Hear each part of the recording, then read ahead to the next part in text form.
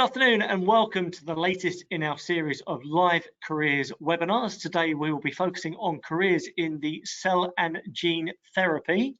First of all, let me just give you a bit of background about what HOP is. So hopefully within your schools now, or your schools in Hertfordshire, some of your teachers will start talking to you about HOP. So HOP is the Hertfordshire Opportunities Portal. It's been designed specifically really for students, for schools and colleges in Hertfordshire, or at least the surrounding area. And HOP will give you a whole load of information to help inform you about a variety of different careers that are relevant in Hertfordshire. You can see on the screen there the website. You'll also see some of the social media handles that we have as well. So if you're on any of those social media platforms, you may well want to go and take a look subsequently. This session today is being recorded, so as well as all the other previous virtual careers webinars that we've been recording since last summer, they all go onto the HOP site via YouTube, so you can go back and watch them. So if for whatever reason you're not able to stay throughout this session today, which will last about an hour, then you will be able to go and watch it back. If any of your friends you think this is something that would be particularly relevant for them, then you can share it with them as well. They will be able to watch it. However, by attending this session live, it gives you the opportunity not only to hear directly from our three wonderful panelists who I will introduce to you in a minute, but you've also got the opportunity to interact with them and to ask them questions as well. So they are going to share with you some of their experiences and some of their knowledge within their careers and their roles within the cell and gene therapy. And so you got the opportunity to find out a lot more, because this could be a career that you are seriously considering at the moment, and it may well be that these guys are doing jobs that you could be doing in the next 5 to 10 years. So we hope that you find this session really useful, and we hope it's going to help really inform you about making the right decisions and making the best decisions that you can do about which courses, which subjects to take, which skills you might want to think about developing, and just letting you know about what sorts of opportunities there are out there. So a bit of housekeeping for you, just to reassure you, if you're watching this, we can't see or hear you. Your cameras are off and your microphones are off as far as this piece of software is concerned. So hopefully you can just see and hear us. There will be a few slides on the screen like the one at the moment as we go through, but you can ask questions. So if you want to find out anything more about the things that we're talking about, you want to ask some direct questions to Leah, Lara or Kate, the way that you do that is on your dashboard. You should see that there is a questions tab. Now, if you open that out, you'll see that a text box opens, and then you can type your question into there, and that comes directly through to me, so it's not visible to anyone else. If you want that question answered by someone specifically, just put their name at the front of it and I'll know to direct them. Otherwise, we'll try and direct the question most appropriately. The other thing we're going to ask you to do a couple of times, and the first one's just going to come up now, is we're going to put a poll up in the question in the webinar as well, and we'd like you to answer it. This is really for us to get some feedback for it. So you should see this question on here at the moment.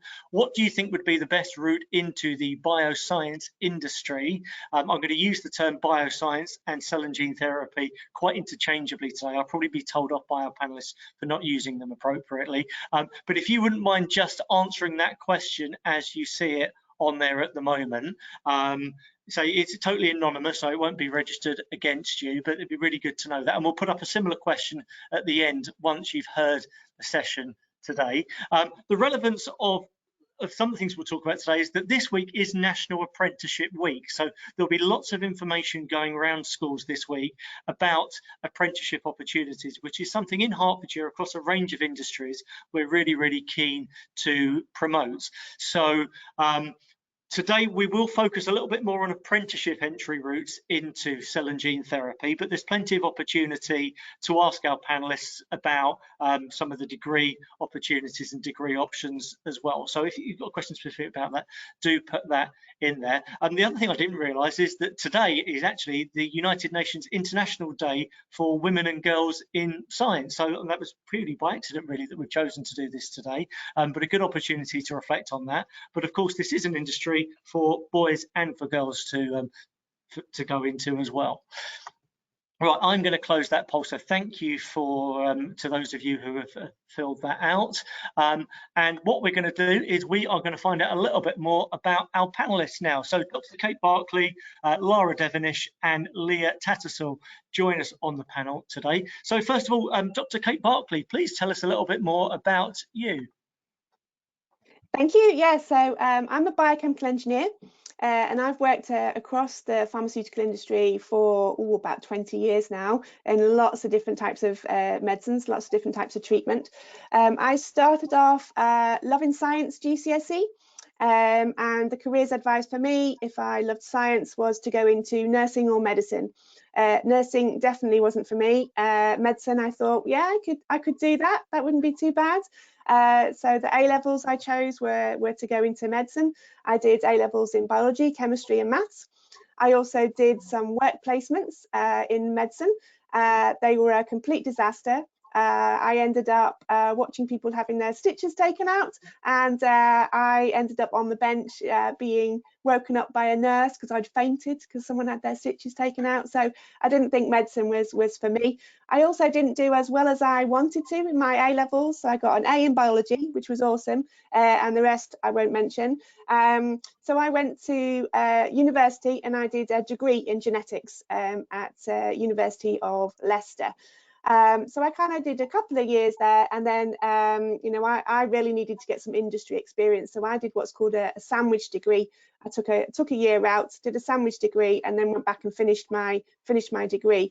And then I did a PhD in biochemical engineering, and then I've worked for a lot of the large pharmaceutical companies, AstraZeneca, GSK and Pfizer, and now I work with the cell and gene therapy Catapult. But all the way through that, industry has been really important in my academic career, just as much as the academic study. So definitely recommend going through, if you're thinking about an academic route, getting those sort of industrial sponsorship and those industrial placement years in. Okay, thanks very much. Lots there to reflect on, Kate, which I'm sure we will do throughout this session. Lara Devenish, please tell us a little bit about your career today. So I work for a biopharmaceutical company called Autolus. I've worked there for about 2.5 years now. I came straight out of my A-levels where I did applied science and health and social care. I've worked within each of the 3 main departments, so production, which is our manufacturing department, actually creating the cell and gene therapy drug product. I've worked in QA, which is quality assurance, helping out with batch certification, receipting of the leukapheresis, which is our starting material, shipments of the final drug product, issuing, reviewing documents, so on and so forth. I'm currently in QC, where I'm doing more of the testing side of things. So cell counts, viability, which is the number of healthy cells within the drug product, sterility, so making sure it's not contaminated in any way, handling environmental monitoring, because a lot of our drug products are made within grade A and grade B of environments, so just making sure that it's sterile for human use. Okay, thank you very much. And Leah, you are fresh and brand new to this industry, so tell us a little bit about your journey as well. Yeah, I'm quite new. So I joined the CGT Catapult in September, doing an apprenticeship in operations and quality technicians. So I moved into my apprenticeship straight from my years at school. So coming out of A-levels, which I did biology, chemistry, geography, and I also did an EPQ on malaria. So within joining the apprenticeship, I will be working in several different sections of the company over my 3 years. So at the moment, I'm working in operations. In March, I'm going to be moving into warehousing, and then in the last 2 years, I'll work in QA and validation.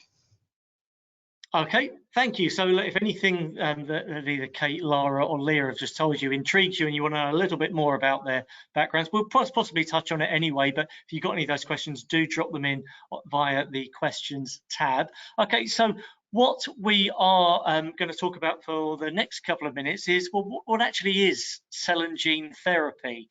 We'll find out a little bit more about the industry. We'll find out find out what the enjoyable aspects of the role are, perhaps what some of the more challenging aspects are, and what an average day looks like, or average week looks like in the life of a scientist. So, Lara, let me ask you the first question then. What do we mean by cell and gene therapy? How does that differ from bioscience?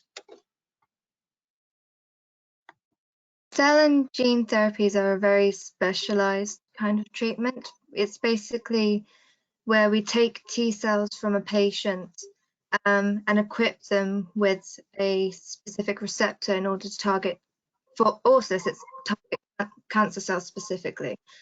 So it's very unique and very specialized. It's relatively new industry as well, so it's something that's continuing to grow and expand.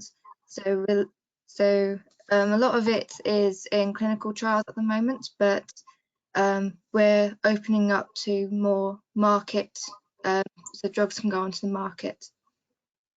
Okay, I mean, Liam, thinking back to when you were at school, so let's go back 3 years maybe. Were you familiar with the term cell and gene therapy? Was it something you knew you wanted to go into at that point, or is it something you've discovered? Well, I knew a bit about it because obviously doing biology and like GCSE as well as an A level, you do some genetics and stuff. So we talk about stem cells, and in some cases we'll talk about different cell and gene like types of therapies. I didn't know that much about it when I was much younger. I knew I wanted to go into something science related, but I was more thinking like biomedical science, and I've like always loved genetics, so I kind of wanted to do something there. And it was only later into like lower sixth form and then that I started reading more stuff about cell and gene therapy, especially doing my EPQ, and then I just saw that it was super cool. And because it's like such a market that isn't big at the moment, I just knew it was just going to continue to improve over the years. So I was going into such a new like area of science that it just felt so much cooler, because you knew that in the process of you working there, you were going to like evolve so much more than if you were going into very common like science field, like obviously with medicine, like if you became a nurse or a doctor. Okay, thank you. I mean, Kate, where does cell and gene therapy fit in with that, under that wider umbrella of careers within biology and science? Yeah, so cell and gene therapies are really personalized medicines. So the supply chain for a cell and gene therapy is really broad, and it really looks at sort of that early research. So being in an academic lab doing really early research, translating that into development into a product, which is where sort of Lara and Leah work. And then there's the commercial manufacture of that, the testing, the analysis, the release, and all the documentation. But because these are real bedside medicines, there's a lot of clinical practice as well. So a lot of kind of specialized nurses and a lot of specialized care for the patients. So the job opportunities are massive in that sort of supply chain of those medicines. And that's quite different to a traditional medicine. So perhaps a traditional medicine, you might have early researchers, again, working in an academic lab, scaling up to manufacture, but they wouldn't be anywhere near the patient. You know, sometimes we've got named patients going through these trials. You know, you can see their cells going through your pieces of equipment. You know, it's a really personalized medicine. So the opportunities are massive. The industry is really growing.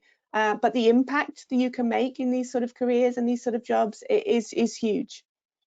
Yeah, well, then that's a nice lead on to the next question, which Lara, perhaps you could answer for me. What's the most enjoyable aspects of the role that you do?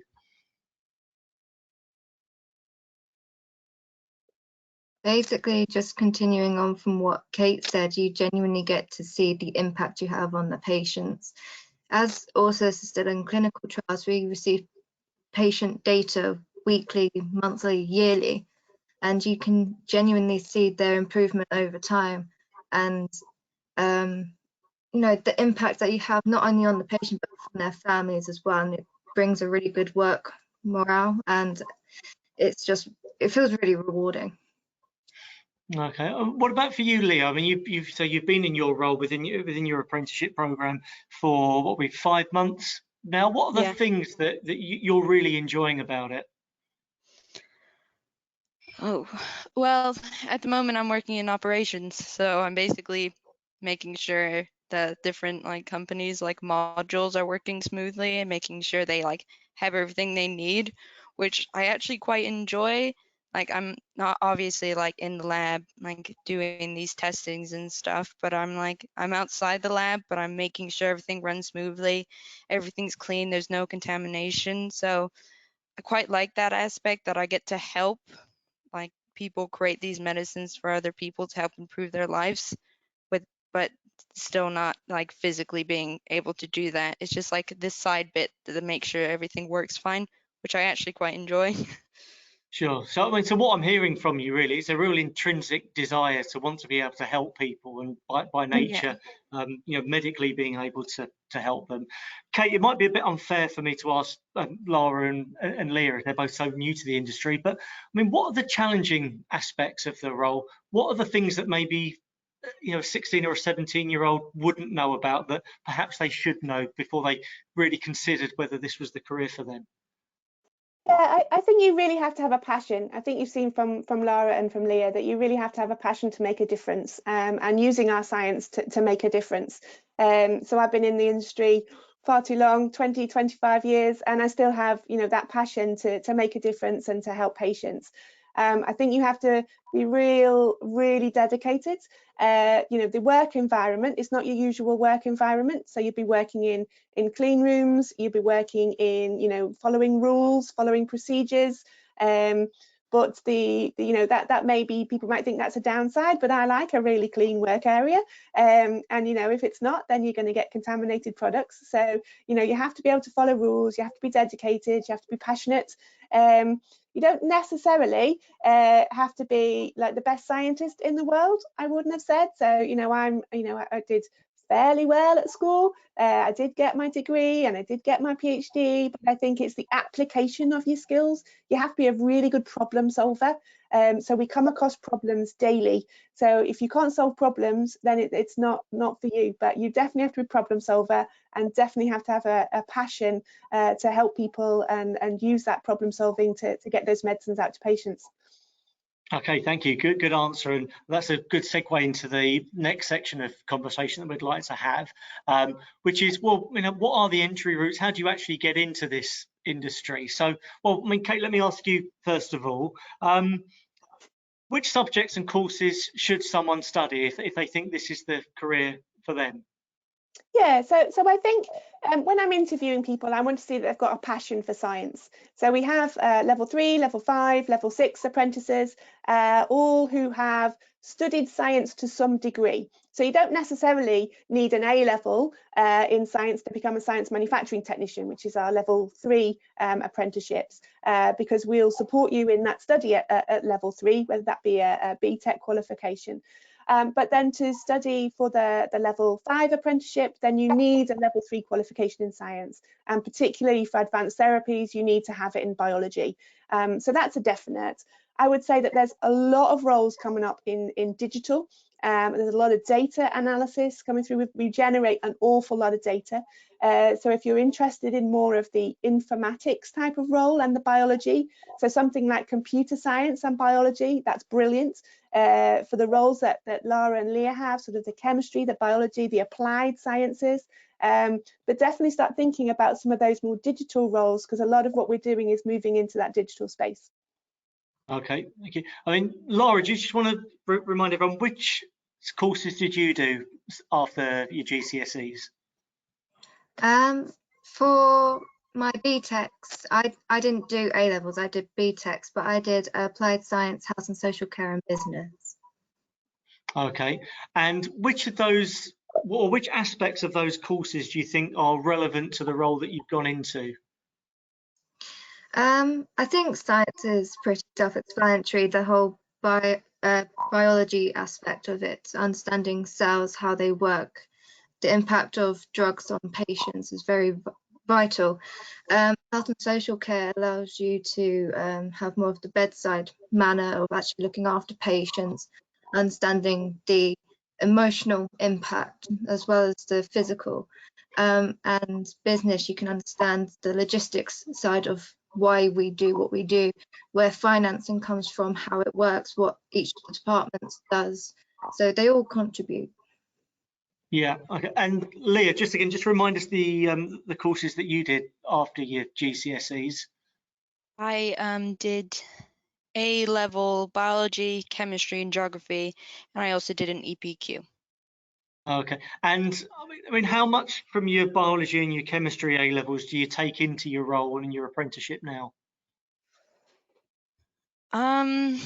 Well, obviously with biology, just knowing like the basics understanding of how like a cell like line works and understand its effect on the body and like the mechanisms that are involved in it, and also understanding like resistance and stuff like that is like the main bit I took out of biology.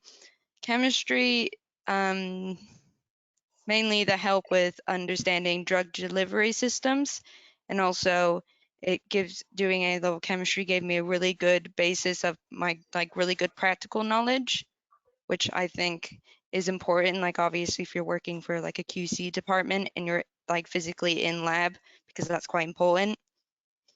That's mainly what I got out of doing mine. And then if like you decided to do like an extended project, so an EPQ, like that's quite important as well, because that will teach you kind of like time management, which you definitely need to be working if you're working in quite a time that you need to be doing lots of work, and just being able to understand what's happening without like messing up or anything. And then just like Kate said, like being able to solve problems and stuff, that's quite important, which like in typical like A levels, they don't teach you that much, but I think they would teach you more in BTECs, and then obviously the extended projects. Sure. I mean, that's just really interesting. I mean, Kate, I'm guessing the subjects that Leah did, or certainly the biology and chemistry, would be fairly typical or fairly traditional subjects that you would expect someone to go into this field to go to. I'm sure there's going to be lots of questions coming through, or people will be thinking, how important is maths? Because I think perhaps generally that would be the third A-level choice that people might think they need to get. So talk to us about the technical aspects of maths within this role. How important is that? Yeah, so GCSE maths, absolutely, but not necessarily A-level maths. So I think you need a good grade at GCSE, and if you want to do maths, brilliant. If you don't, then you heard there that Leah did geography and Lara did health and social care and business, and business has got all the finance in there as well. I think it's finding something that you love. So I did maths, and I did that because I thought I needed to do it. I didn't love it. I didn't get a good grade, and I wouldn't say that I've used it very much. And I'm a biochemical engineer, so you'd think that you'd use that quite a lot. But the maths that you're doing it on the job, and you would have all the support around you, and you're also doing a part of it off the job. I would say for me, the EPQ is the bit that I look for. So if someone has done an EPQ, like Leah has, I will look at what sort of topics they studied. So if they've done it like Leah did on malaria, she's obviously got an interest in disease. If you go and do it on green energy, brilliant, but that doesn't show me that you've got an investment in cell and gene therapy. So if you are doing an EPQ or you're thinking about doing it, that's certainly something that I look at on people's applications. Okay, and then, well, I mean, let's just take it a stage before that. So if anyone's watching this and they're in year 9, they'll be considering their GCSE options. Any tips that you might give them, Kate, around GCSE choice? I guess the same applies as your answer to post-16 options. Yeah, again, I would do what you love, because you're going to get the best grades if you're doing what you love. Obviously, for this sort of role, you do need an interest in science, so at least do double science. If you want to do a BTEC or A levels, then anything at GCSE for those sciences would be great. I do think that we're moving into a lot more of the data science and the digital space. If you want to take things like maths and computer studies, they go really nicely with biology. And at the moment, not many people do that biology and the computer science. And we're really heading in that direction if we talk about future skills. So don't necessarily think about it as career options. Just do what you love. You're going to get the best grades doing what you love. But I would look at other opportunities as well, such as things like, your Duke of Edinburgh, your EPQ, because I'm looking at skills I'm looking at you as a person. When you apply for an apprenticeship, you do it and you get a job interview. So I want to see you and I want to see how you apply yourself, not necessarily a whole list of great grades and great subjects. Yeah, thank you. I mean, that takes us again onto the next perhaps career decision that people will be making. So, I mean, Laura, let me start with you. Why did you think that the apprenticeship route was going to be better for you as opposed to going to university? Because I'm sure you had the grades and you could have gone to university and studied a straight degree. I was given a university place, but I chose an apprenticeship over university because I work or learn better working hands-on, and you don't necessarily get that with university, not unless you do a exam with your replacement. And my work has been very adaptable to that. I'm constantly in the lab, I'm constantly working and doing something to contribute, and I do my university on the side. So I work 9 till 5 Monday to Friday, and one day will be dedicated to my studies. So I'll be working 4 days, university 1, and I find that balance a lot more interesting, a lot easier for me. And by working, I also understand the topics a lot easier as well, because I'm able to apply them every day as well. Yeah. And which course were you going to be doing before you found out about the apprenticeship? I was going to do forensic science. At which university? I can't even remember. I can't remember. Leah, same question to you. When did you first hear about the concept of an apprenticeship, and what was your thought process? Did you thinking, shall I go down this route or shall I look at university? Well, I've always known about apprenticeships, but I've never known you could do like a scientific apprenticeship. Like my school would only ever talk about, oh, if you did an apprenticeship, you would do like building or like carpentry. And I'm just like, that's not where I wanted to go. I knew I wanted to do something sciencey. So my school basically told me I had to go to uni. So through year 12, that was my original plan. But then just researching stuff and obviously going onto the government apprenticeship website just to see what's on there, I've found so many like cell and gene therapy ones, biology, like apprenticeships, and I was just like, this sounds like so much better, so much more fun. And it's the same with me. I love working hands-on. I learn so much quicker. And then obviously with doing the degree within my apprenticeship, if I'm doing hands-on stuff, I actually remember the topics better because I have a actual work-based knowledge to put it with it, which I prefer. One of the more main reasons I chose to go into an apprenticeship over university was I'm dyslexic. So I just learn very different from everyone else, and the university on its own wasn't set up in a way that I could get the most out of it and get like the best grades I would want. So within doing my apprenticeship, it's given me the opportunity to get a degree so I can move on in like my field, but do it in a way that supports like how I learn so I can do like the best that I can. Yeah. Okay, so just to clarify, both of you, you will end up with exactly the same degree at the end of the program as you would have done had you gone purely to university and studied full time. Is that right, Laura? Yeah. Yes, that's correct. That's how it works. So you still end up with the certificate and the picture with the mortarboard and the letters after your name and the qualification, but you've done it whilst actually being on the job at the time and being employed and being paid as well. Kate, can you?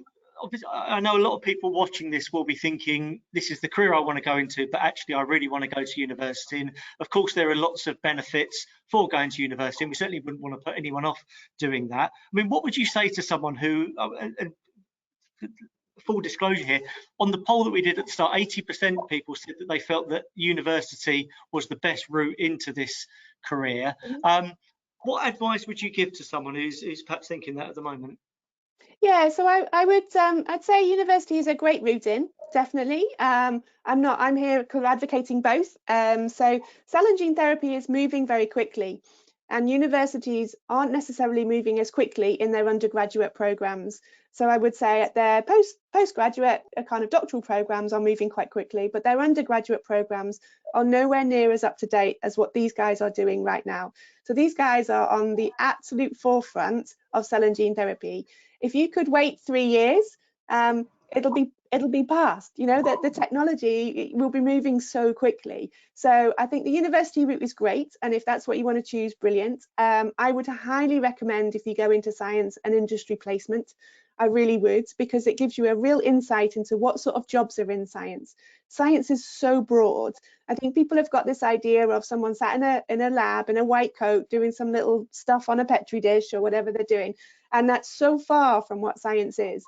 There are so many jobs. I learned so much on my placement about both what I wanted to do and also what I didn't want to do. So some of the roles that Lara is talking about in QA, in quality assurance, quality control, analytical, that is so not me. And I learned a lot of that when I was on my placement. But if I hadn't done that placement and had just gone through those in my university, just kind of understanding a little bit about it on paper, then I may have gone into those sort of jobs. You know, I'm much more of a big batch, big fermenter, big piece of kit. You know, I'm an engineer and I love fiddling with bits of kit. So that's the sort of thing that I love. I didn't know I wouldn't know I loved that if I was just looking at a piece of paper. So, you know, definitely a university route, brilliant. Try and get as much experience as you can if you're doing that route, but if you can, get a placement. And I would also highly recommend the apprenticeship route. What sort of competition is there to get onto an apprenticeship program, such as the one that Lara and Leah have successfully got themselves onto, compared to applying through UCAS? Yeah, so it's really competitive. So I don't want anyone thinking that they can just sort of slip an application form in and that their jobs are good in, because you're not going to get in that quickly. It's a rigorous process. You have to get the right grades to get onto the university program. So you know, you need to kind of pass that benchmark. But also you need to go through rigorous interview. So there's an employer interview. Sometimes we do assessment centres, and we're doing a lot of those online, and we're doing a lot of those sort of face-to-face when we could as well. So you need to really practice your interview skills, because we're looking for people who you know, can work as part of a team and all of those things, and we need to test those at interview. So it's a rigorous interview process that you need to go through, and you know, these guys are going to be, by the end of it, they're going to have sort of 5 years experience, a full-on bachelor's degree. They're going to be, you know, really highly valued employees. Good. Okay.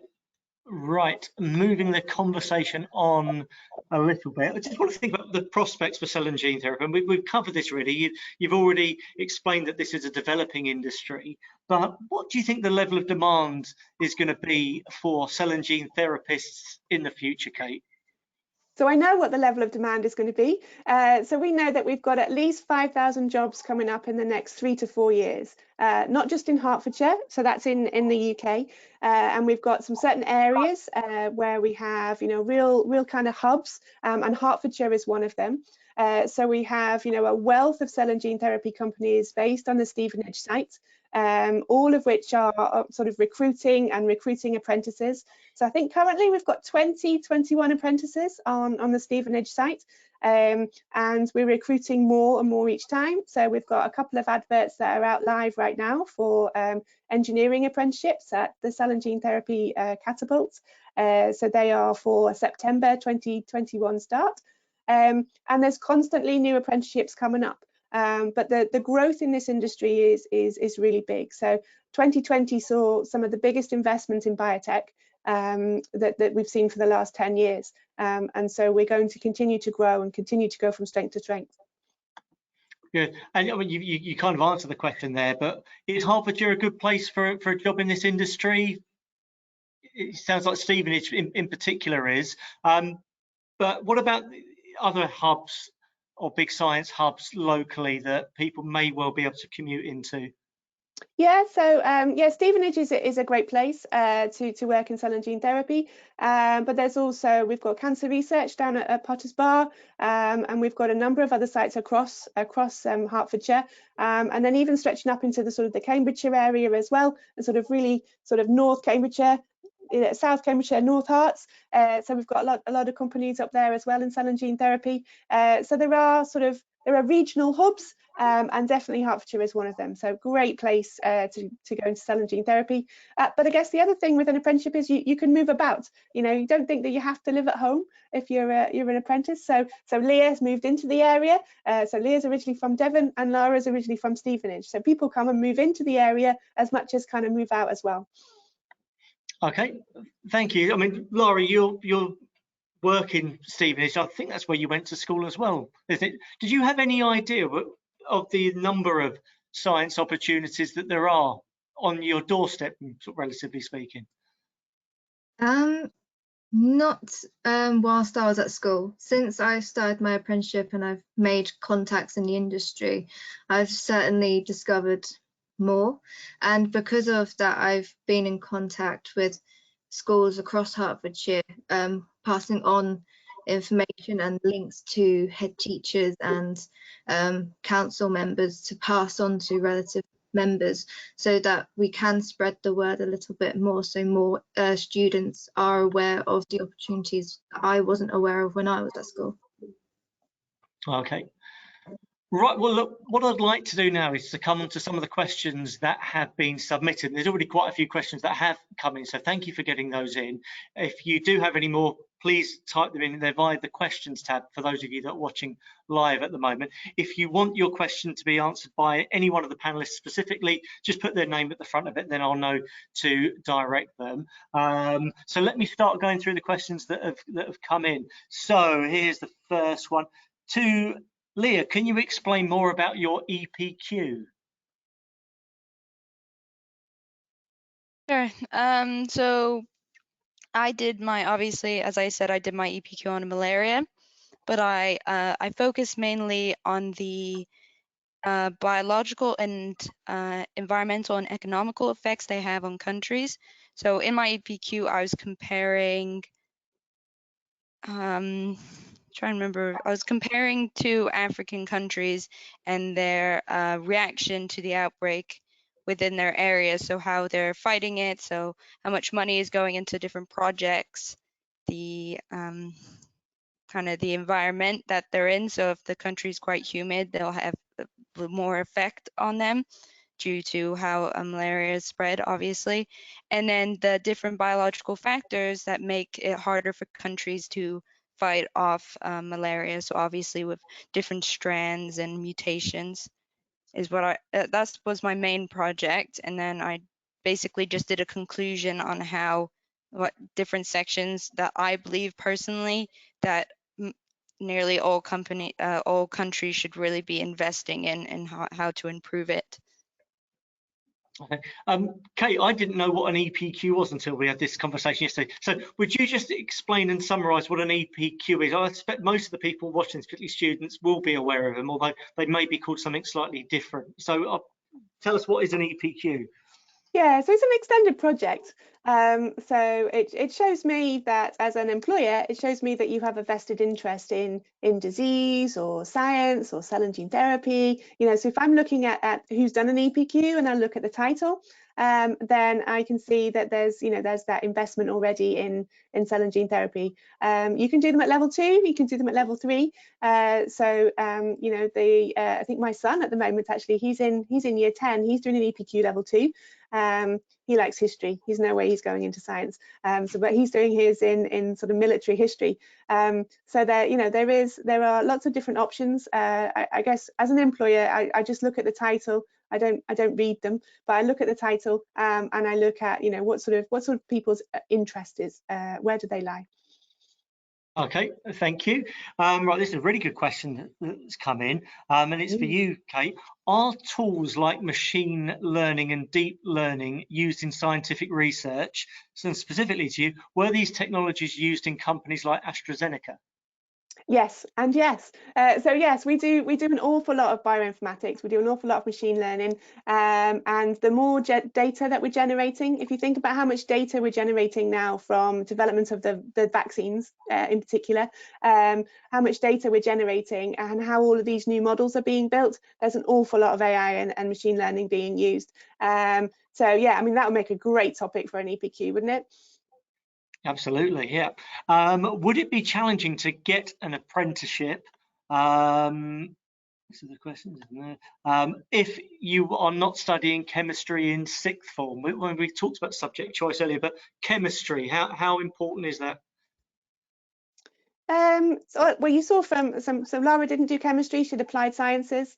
I mean, if you want to go into a chemistry apprenticeship, then that's going to be pretty useful. But in terms of biology, no, we really look at that biology grade, and we look at the other subjects as well. All of your grades are important, but it's the biology one that will get you onto the biosciences degree qualification.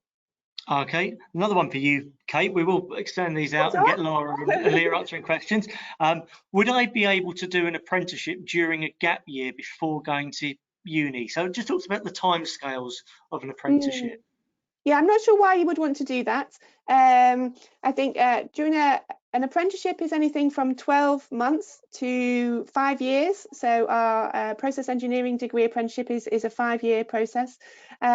During that time, you spend 20% off the job towards your qualification, and then you get the experience working on the job for 80% of the time, and that's over the duration of the apprenticeship.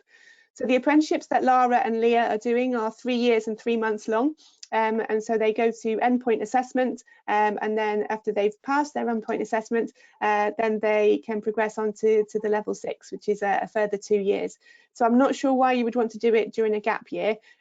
Maybe you might want to get some work experience or some experience and then go on to university, or maybe if you go and get some work experience and then you really like it, you could stay on and do an apprenticeship. But I don't think an apprenticeship in a gap year. Yeah, okay. And this is obviously a theme that's resonated with you because we've got a few questions. So one here, can we apply after results day? And I think that leads us into a broader question of what are the sorts of timescales? So if well, we're middle of February at the moment, and we're actually unusually, we're going to be talking about a live vacancy. You mentioned it earlier that will, with the post beginning from September. So how far in advance of that do they tend to come out? Yeah, so it depends on the company. Companies don't necessarily always start their apprenticeship or start their investment cycle in September. So a company, if they recognise they have a gap or they've had a really good clinical trial and they've gone past that next investment stage, then they need to get people in. So apprenticeships tend to start August, September timeframe, but adverts are going live from now up until that point. So it's just keeping your eyes out on gov.uk. That's where all of our apprenticeships are advertised, and there'll be lots coming up as we go through over these next few months. But the majority of higher and degree apprenticeships start in either that September timeframe or the Easter timeframe.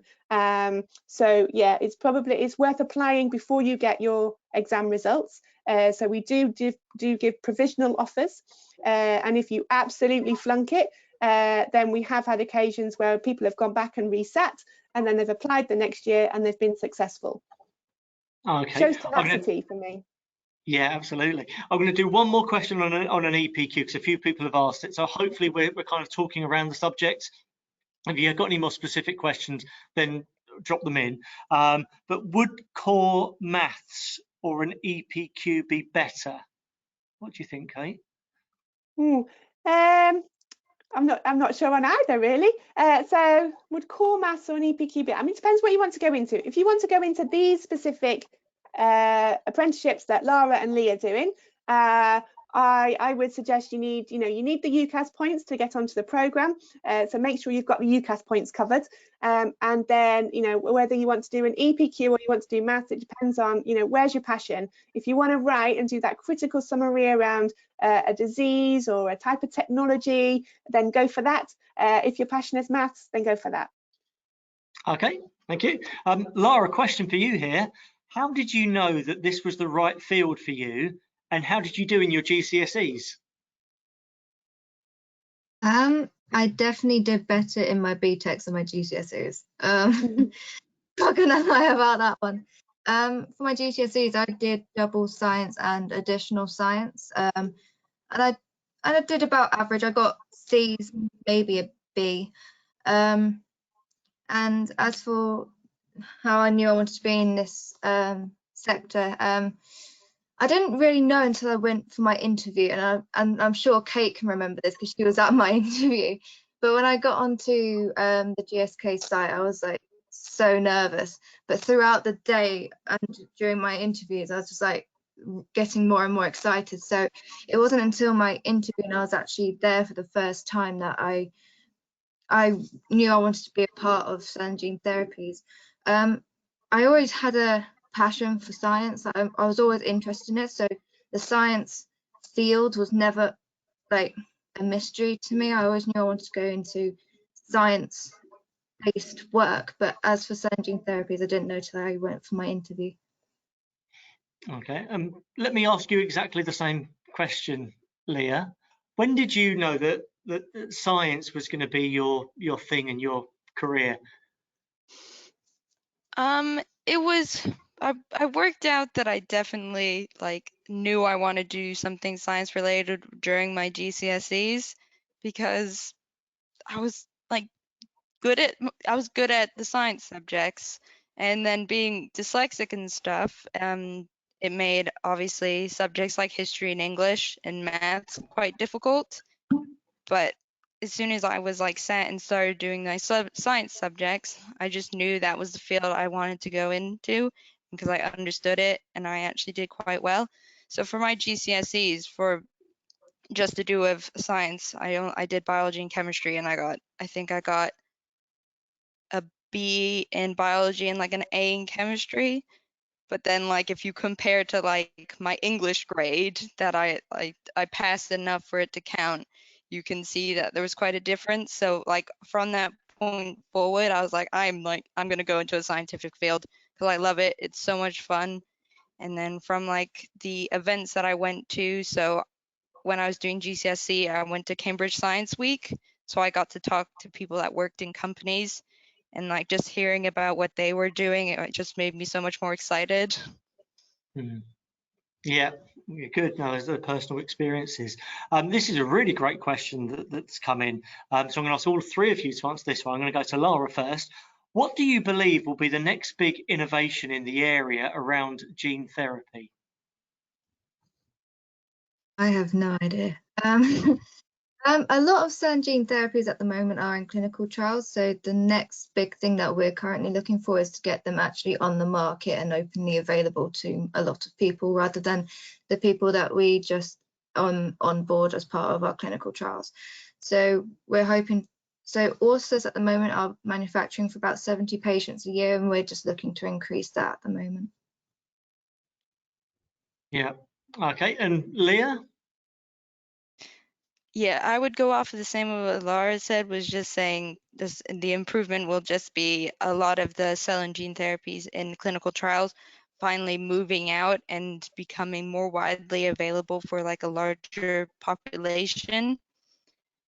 There's a hope, the one thought that is like my hope for working in cell and gene therapy is that it'll definitely become more widely available, not to just like high income countries, so obviously like the US and then places in Europe and then the UK. It'll become available for like low income countries, like areas in Africa, and then in certain sections of Asia and South America. That's like my hope, that we'll eventually get to a point that'll become so widely used within mainly all like scientific fields that it will be available to like everyone, not just like a small number of people.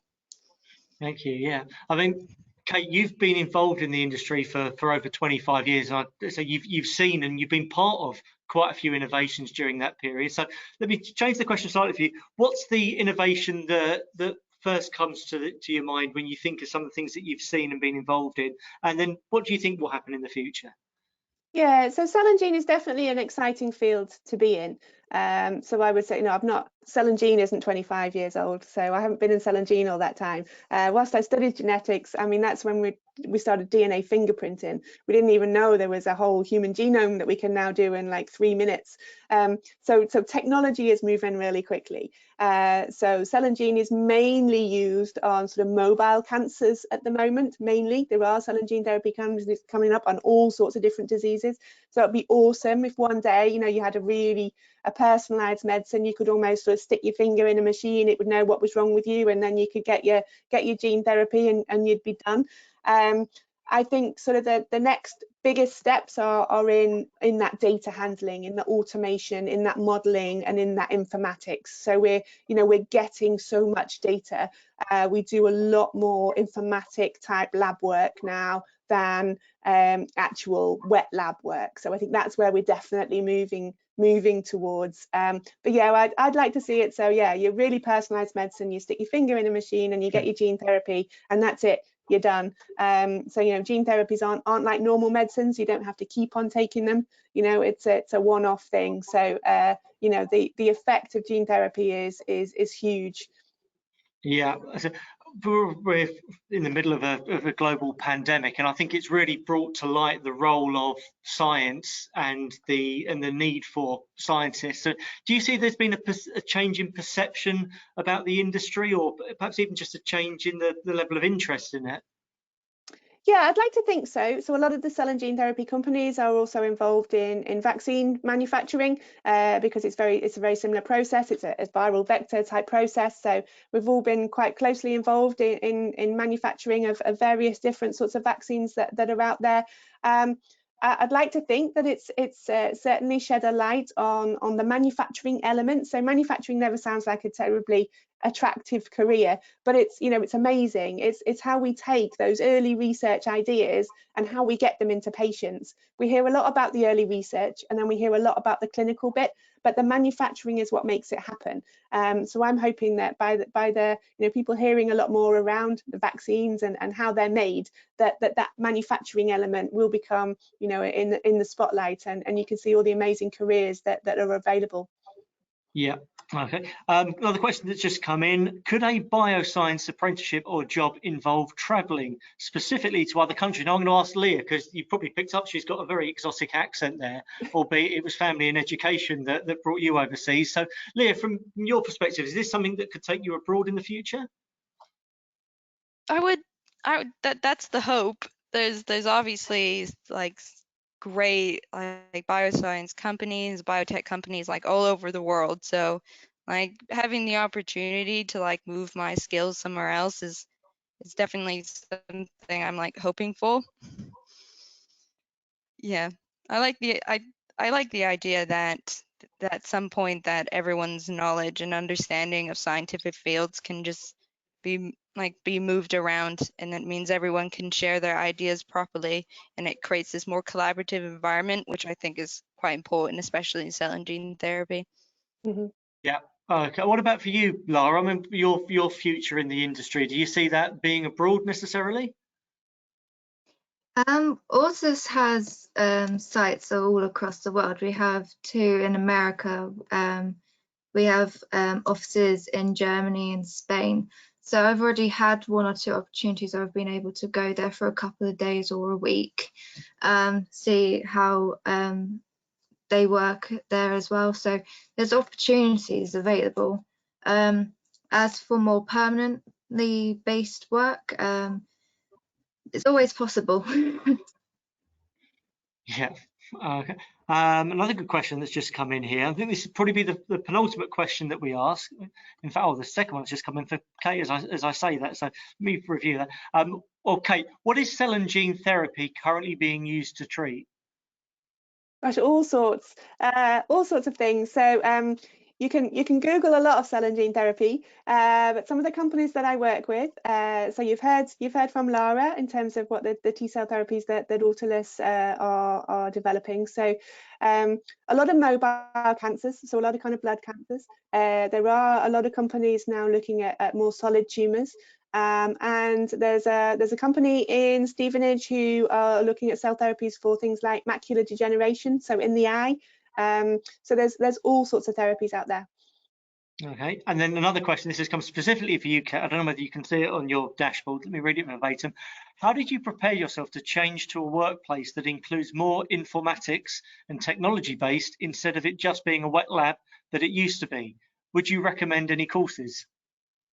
Oh, what, to transition between the two? No, I don't Possibly, necessarily recommend any courses. It's keeping an eye. I think as scientists, we're always kind of keeping an eye on the next thing. It's what we do. It's how we kind of problem solve. So we're always looking for different solutions. So I would say it's been more of a gradual thing for me. So as an engineer, I've always worked with automation. So even during my PhD, we were sort of developing, sort of automation and process control. But it's kind of keeping an eye on the next thing. So, there's all sorts of courses out there. There's all sorts of free courses out there on bioinformatics and data analytics. So always keeping up to date with my CPD. And as a chartered engineer, I have to keep up with my professional development. So my chartership relies on me, keeping my chartership relies on me keeping up to date with my professional development. Okay, right, I'm just going to rattle through the last remaining questions that we haven't answered. We probably answer these in fairly concisely. Do you need an EPQ to go into cell and gene therapy? So is it absolutely essential that they've done an EPQ? No. No, not at all. Okay. What are the sort of specific grades you would need to be getting, e.g. for biology GCSE? So good grades at GCSE, but you need a B in biology at A level, a C if you've got some other good grades around you as well. Okay, and then this one I may not have understood. Would IB's extended essay be equivalent of EPQ? Does that? An IB is the baccalaureate, isn't it? So it's anything that shows me that you've got an interest in science or an interest in disease. So it's not necessarily the EPQ. Maybe we've got a bit stuck on that. But anything that shows me that you've got an interest. You could have been volunteering for cancer research. You could have been doing anything that just shows me that it's not a one-off application and I've chucked in one for cell and gene therapy and one in for Lloyd's Bank. It shows me that you've got an interest and you're invested in this. For sure. Okay, right then. Well, look, those are we've had all the questions that have come in. We've now answered. So thank you so much for submitting those questions. There's some really, really thoughtful ones in there as well. We just want to make you aware of some really useful websites. And in fact, Kate, you've mentioned that there's a couple of live vacancies out there at the moment. So on the screen at the moment, I'll leave it up there for about 30 seconds. I recommend if you're watching this live, you may well just want to take a screenshot of it with your phone, just so that you've got them and you've got access to those before the video is available. So Kate, do you just want to explain the two vacancies that are on there? And could you also just tell everybody about the IfATE site as well? Sure. So the vacancies that are currently available, and vacancies come up all the time. So if you go to the gov.uk website, and that's where you'll find all the vacancies. So there are 2 process engineering vacancies based in London and in Stevenage with the cell and gene therapy Catapult. So to get into London Bridge, it's 20 minutes on the train from Stevenage directly into London Bridge. And they're in process development of cell and gene therapies in Guy's Hospital and at the Manufacturing Centre in Stevenage. And then we have a technician scientist apprenticeship vacancy, which is closing 21st of February. That's a technician scientist based in a company called Advent Bioscience, which is just, like I say, just this sort of side of Cambridge. And then we've also got adverts constantly on the Advanced Therapies Apprenticeship Community website. So this is where we work with all our different companies and all our apprentices to sort of work with them to get different apprenticeships up and running and also support our apprentices. So doing sort of live events and cohort events. We've had a big celebration event last night. So we're doing all sorts of different things to really enrich the apprenticeships knowledge of the industry. Okay, thank you. So, I mean, that's a really good go-to place for lots of information about apprenticeship opportunities. For those of you that are with us live at the moment, I'm just going to put a second poll up now, and I'd really appreciate if you could answer this one for us in the next 30 seconds or so. So this is really just reflecting on the discussions we've had today. How you feel about apprenticeships as possible opportunities to get into this field. As you're answering that, I just really like to conclude. So Lara, I'm going to pick on you because you've done one of these sessions before. In fact, you're our first returning panelist, so I don't feel so bad about putting you on the spot here. But in a couple of sentences, I wanted you to inspire our audience that are watching at the moment, what would you tell them were some really important things to consider about why an apprenticeship in cell and gene therapy is the right thing for them? I think it's the right thing to do, because not only are you gaining the work experience and learning whilst earning, and there's no debt at the end of it like there is university. You're literally diving right in at the deep end. You're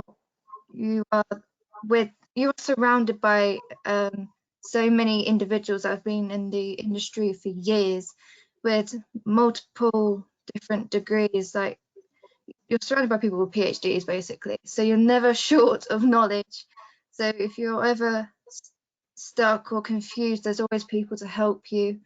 And as you are on the front line of cell and gene therapies, you're more experienced and more up to date with new processes than those at university. So it's amazing industry to work in, because you get to see the difference that you're making for patients. You're getting to help them, and it really is rewarding. Okay, thank you. That's a really good answer. And Leah, if I give you a similar question, what would you want a 15-year-old or a year 10 or year 11 student to know based on your experiences? What would you go back and tell yourself as a year 10 or a year 11 student? Basically, if you love science and you don't want to go to university and you want to go down a more physical route, working in industry and with like some amazing scientists, that's fine. Don't let your school teachers tell you that if you don't go to university or do the traditional route that you're not going to be successful or anything, because that's a lie. There's many people that have gone through this apprenticeship route that are equally successful. But then if you also want to go to university, don't let anyone tell you that choice isn't valid either. Just do what you want, and then if you love science and you love lab work and you love physical stuff, I definitely would suggest an apprenticeship would be a better choice for you. Thank you. And Kate, final word from you. Cell and gene therapy in Hertfordshire. So there's a whole host of new companies thriving in Hertfordshire, and you could, as an apprentice, you could get right onto that wave, and you can ride on the crest of that wave. You can learn some amazing stuff. You can work with amazing people, and you can develop some medicines that are truly life-saving. I think, as Leah said, I think if you want to go to university and you want to do that route, that's brilliant. But you will have missed the crest of the wave because it's there right now. And so these guys are right in it. And so if you want to get in it, then apply for our apprenticeships. Thank you. That's a really good closing statement from all three of you, really. So thank you for that. The screen that you've got up at the moment, that gives you, or the QR code on that. So whether you're watching this live or whether you're watching this back on YouTube, if you take an image of that QR code, that will take you directly to our page on the HOP website, which I've referenced right at the start of the session, which very much encourage you to have a look at. But this will take you specifically through to the page with all of these webinars that we've been recording since May last year. We've touched on a different subject every week. There are some similar ones. So in fact, Lara appeared on one way back in the summer. We've also covered the a day in the life of a junior doctor from the Lister Hospital in Stevenage. We've covered physiotherapy. So we've looked at other medical science and related areas as well. Please share it with your family and friends as well. So we have got various social media channels as well, which we'd love you to follow and have a look at as well. And hopefully you'll find some really useful information on there. So in conclusion, can I firstly thank our fabulous panelists, Lara Devenish, Leah Tattersall and Dr. Kate Barclay for giving up their time to share their experiences and their knowledge with us this afternoon. Thanks also to all of you who have been watching this, particularly those of you who have been watching this live and have contributed to this session by submitting some really, really thoughtful questions. So well done to you for coming along to this session. We hope you found it really informative. We hope you found it really inspirational. So thanks for joining us, and we look forward to seeing you again soon, and the best of luck with the future in your future careers. Goodbye.